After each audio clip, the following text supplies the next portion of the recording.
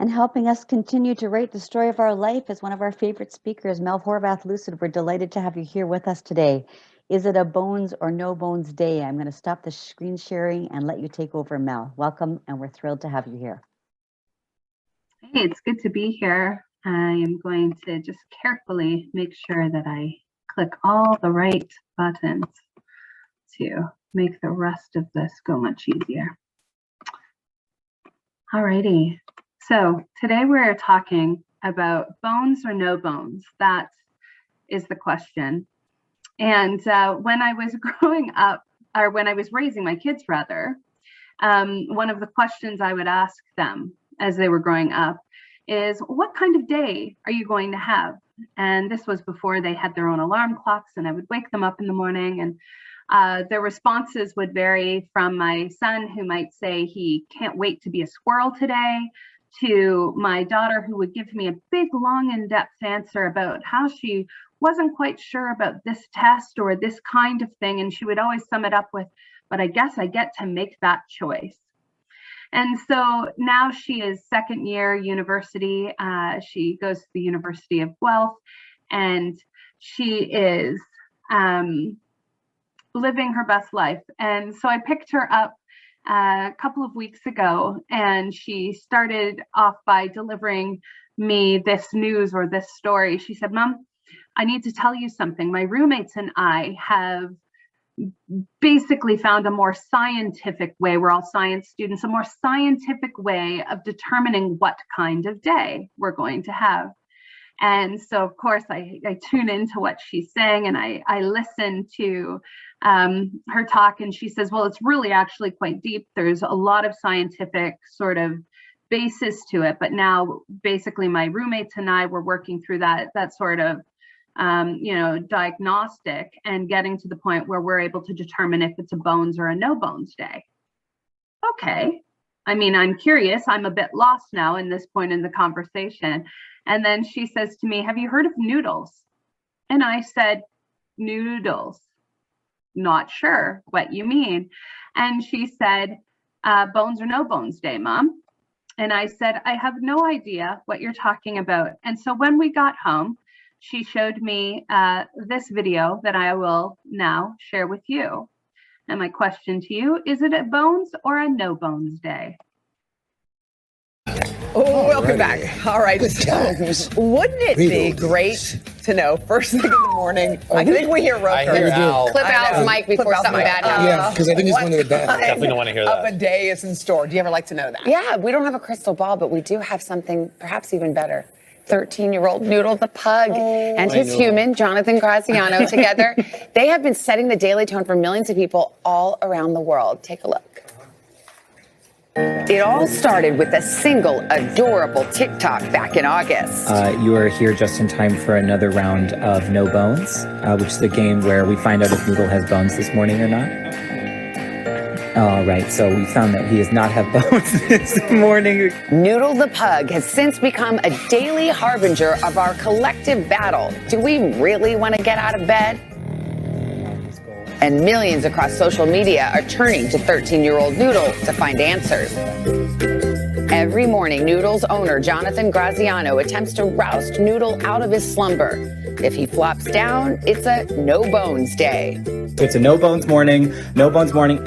Time to lay low and maybe not take any risks. So, like, if today was the day you were planning to call your sister and tell her you just hate her husband, like, today is not the day to do that. If Noodle remains standing, it's a bones day. Oh my gosh, oh, it's a bones day, look at that. Time to head out into the world and tackle the day with gusto. You know what that means, treat yourself today, get that extra guac, buy that jet ski. There have been over 200 million TikToks alone about this wise old sage in the form of a pug. If it's a no bones day, I just stay in bed. One user even claiming they were talking about him at the Pentagon. A lieutenant colonel at the Navy Pentagon legitimately just started this briefing with, I don't know if it's a bones or no bones day, so let's just get started. Noodle the pug might not be a matter of national security, but at least he's keeping us all entertained. Well, we are having a Bones Day because we're so excited to meet Noodle and Jonathan. Good morning. Good morning. Thank you. Thank you. Thank you so much for having us. So this is just like Noodle's thing since you've had him all these years? Yeah, like I adopted him when he was 7.5 years old, and we just learned very quickly that in the mornings, if he is not ready to wake up or go on a walk, he's gonna do what he can to prevent that from happening. Well, I know you hear from people when good things happen. Yeah. So what good fortune has your puppy brought to people? So Noodle has brought joy to so many people online. I can't believe it. There's this No Bones video is something that I would just do as a silly little ritual for us in the morning to check in and see how he was doing. And then it took off and people started using it as a forecast for how their day was going to go. And I leaned into it. You know, we all need a little positivity right now. And a little extra guac. Yeah. So I got to thinking about Bones and No Bones days. And of course, I allowed myself to sink deeper into what are the bones? What are your bones? What are the things that you lean on to strengthen your day? I mean, I also found a grand amount of amusement out of the joy people are getting from basing their day off of whether a dog stands up or not. And it's this reminder that we create our lives. We get to choose what it is we focus on, what it is we give meaning to, what it is we value. I want to drive us deeper into the unity principles. The idea that God is. How often do we sit in the awareness that we are surrounded with unconditional love, that we are within divine presence? Is that one of the bones that grounds us in our day? And what do we do to remind ourselves of that? Or do we remind ourselves of that at all? The idea of I am. And with this I am divinity, there is also then this understanding that you are divinity. And one of the things that I've been noticing in life is that it's almost like a desensitization towards the magic that is, right? What would it look like for us to meet one another and truly recognize the divinity within ourselves and within one another?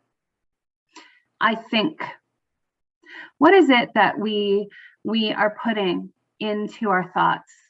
And how can we harness our thoughts in creating the life that we are looking to have? What role does prayer play in your life? How often does prayer come up? And at the end of your life and in the moment of each day, could you consciously and comfortably say, I am living fully? I am living. So I invite you to hold the question, what enlivens you? And then I want you to ask it again, just deeper. What enlivens you really?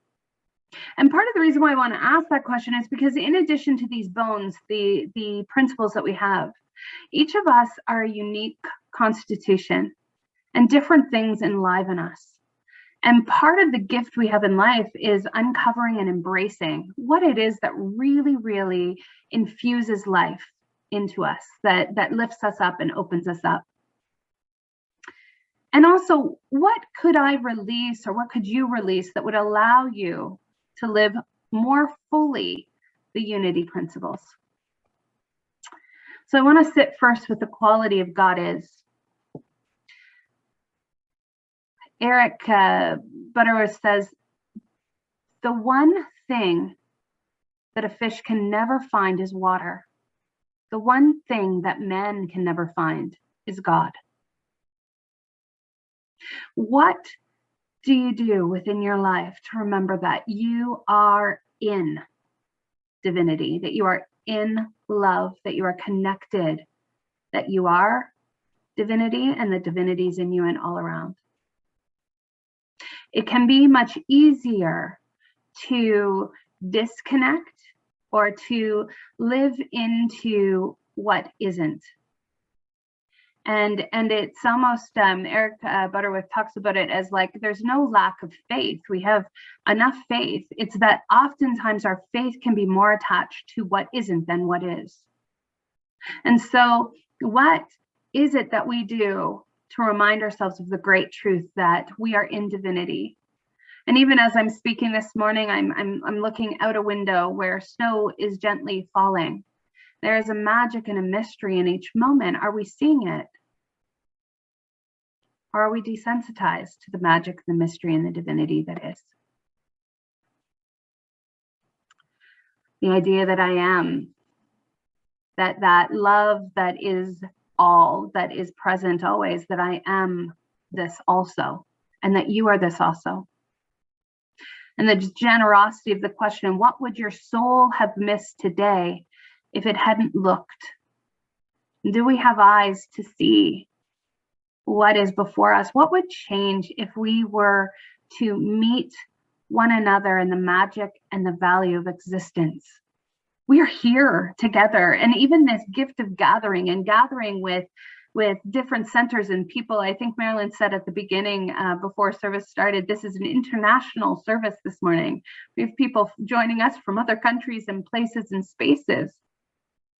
And I can tell you, full disclosure, that especially when I speak at Unity, where I have many dear friends and soul connections, I click through and I look who's joining. And I do that because it comforts me, and I do that because it grounds me. Do you know that you matter? And those people that risk love and connection with you in this life, who embrace you as you are, do you see and recognize their value? Are you showing up with them in a way that says, I see you and I see your value? And it's like allowing ourselves to be recaptivated by life and this mystery and this magic of our existence. We are here together now. Let that not be lost on you. And once we harness that, then we begin to ask the question, what will I do with my one wild and precious life? And we start to see ourselves in life, in connection with one another, with earth, with energy, all of it working together with us. Everything is created twice. First in thought, and then into physical existence. And Paul Hasselbeck reminds us of this in the book, Heart-Centered Metaphysics. What quality of thoughts do you uphold as valuable for yourself? Because we can choose to distinguish between what we are putting in our head, what we are keeping, and what we are releasing. We can also choose what we are creating. And what a powerful thing to know that first we've seen it in our mind's eye, and then it comes into manifestation. And when we realize the depth of that power, the quality of that, the shift is unbelievable, because there's this importance to an understanding of the power of our thoughts. There is no problem that greater consciousness and compassion, enjoined with the positive resolve of will, can't solve. And sometimes we want to be passive in our lives, or we want to look at that problem. And again, that's not a lack of faith. It's more that we've placed our faith in what isn't rather than what can be. And that is in part because there's a comfort with the known more than the unknown, but the unknown is where the richness lies. So what is it that we do to elevate the quality of our thinking and our thoughts, to hold with understanding the power that we have in the making through that creative process of thought? And prayer actually gets the biggest and most wordy slide today. And it's because there's a quality of being and being seen within prayer.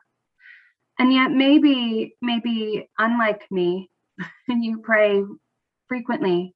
For me, it is amazing how quickly I can forget to pray. And I meditate, And there is a difference between affirmative prayer as offered and laid out in unity and meditation. And there is something profoundly powerful for me personally about speaking the words into existence, about taking them from this inner place and speaking them out. The point of prayer is not the goodies we get, but the goodness we realize we are. And what I notice when I truly pray, when I truly take a moment to center myself in affirmative prayer, I can feel that first God is connection clearly. I feel that connection and I see my I amness. My thoughts naturally are elevated in this place of prayer.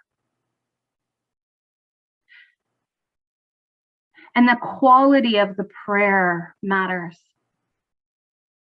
That we, in the midst of pain, affirm healing. In the midst of broken hearts, affirm love. That God is a presence of peace that knows no bounds, and so we don't limit, we expand. And we hold that understanding that God is, that divine is, in all the showing ups of life.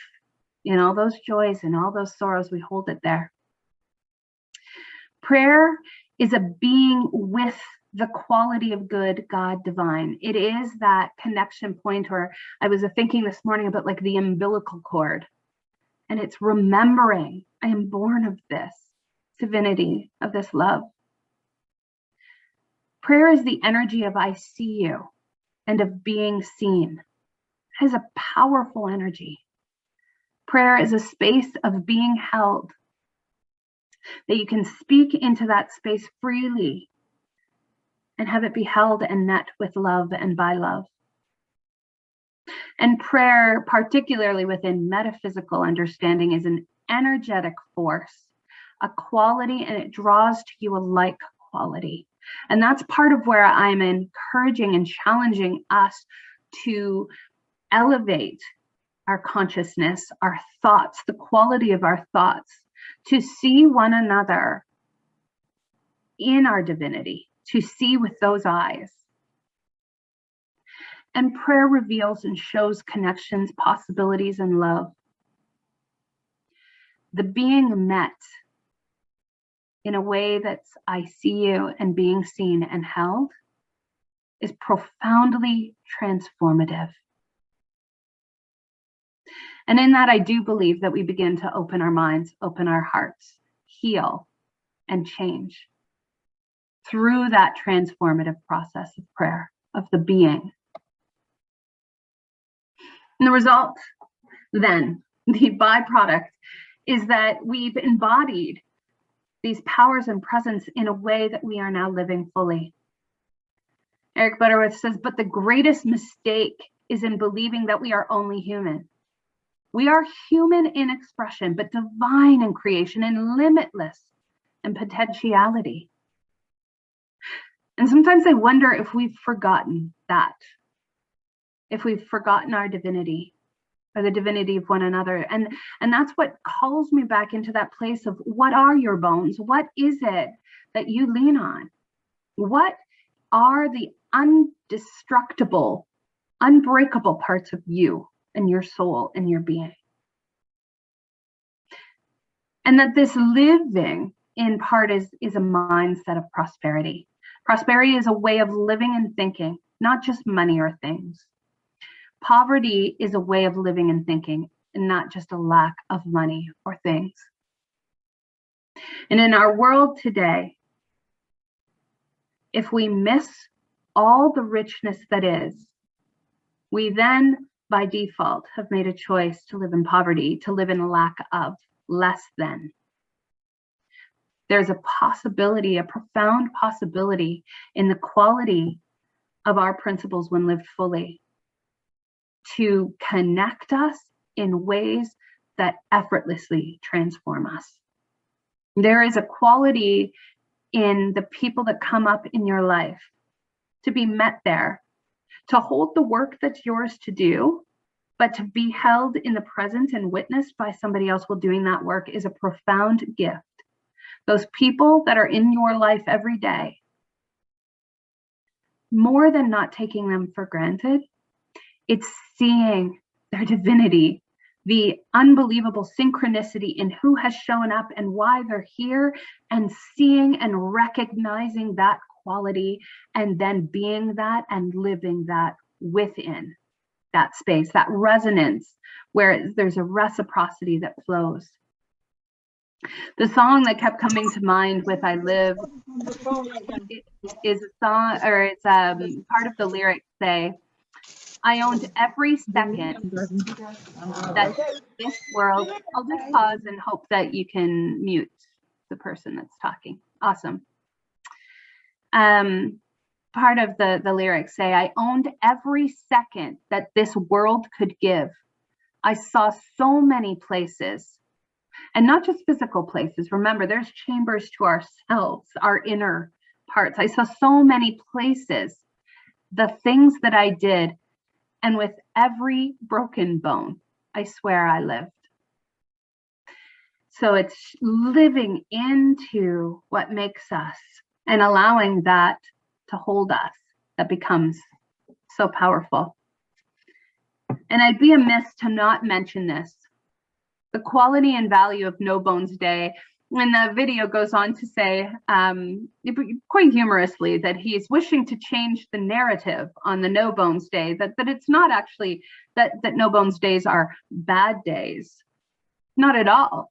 These are days where we reclaim the Sabbath, so to speak, where we remind ourselves with affirmation, I am worthy of rest. And I imagine that like I am resting in the hammock of love. And it's interesting because when I pray, I oftentimes get a visual of being suspended in the universe. The world opens and there's stars around me and I'm floating and I'm light and I'm connected and I'm in it. And that the invitation is to be able to say wholeheartedly, I give myself permission to rest and recharge. I know how to care for myself and my needs. I've talked before about the interplay of being and doing. And today I would say bones and no bones is another way of talking about how we show up with what quality we show up and the being of doing that. Our principles are as alive today as they've ever been, but we, of course, enliven them through the living of them. And so with gentleness, as we move into a time of meditation, I invite you to consider what it is that enlivens you, that brings you to life, and what it might be that you would like to release or that you could release in order to live into the potential of our principles more fully, in order to be more present within those.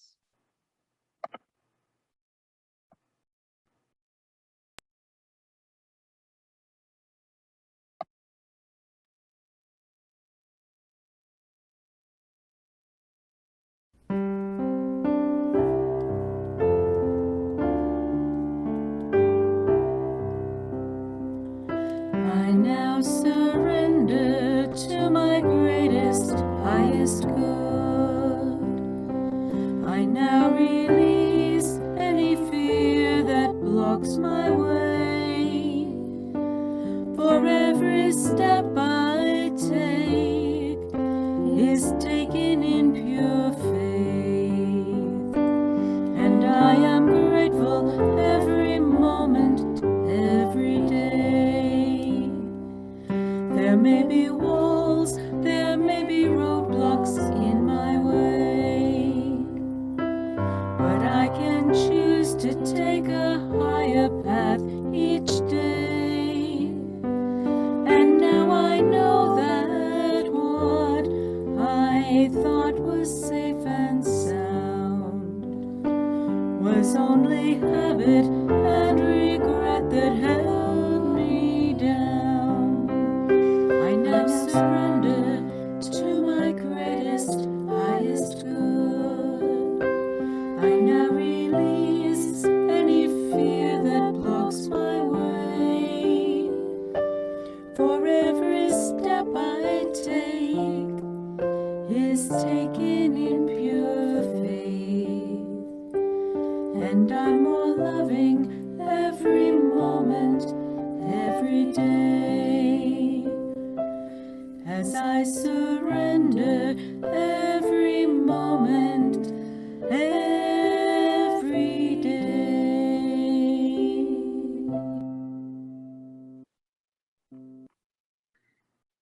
We breathe into this time of meditation. May we sink deeper into the awareness that God is present with us unconditionally, that love is unconditionally present and available to us. May we breathe deeper into this oneness. May we see ourselves in another. May we see ourselves more fully as part of the one. May we breathe deeper into the awareness that we are not only divine selves, but the divine in the people around us, the brave souls that show up and companion us, see us, challenge us, inspire us, and journey with us. May we see with new eyes and be able to recognize the divine in ourselves and one another. May we feed our mind with thoughts and ideas that prosper, inspire, and expand us. May we treat with great care the awareness that we are creating our world and that all the things that come into manifest were once first thoughts. May we be careful, filled with care, consciousness, and intentionality about this powerhouse of our minds. With prayer, may we seek to get skilled in finding that clear, still space of pure connection, to feel into the possibility, to make room for faith and fearlessness, to pray into the quality of divine, and then to be the prayer. To live fully and fearlessly and intentionally. What is it that you would need to release today in order to be in this truth more fully? Breathing into the silence.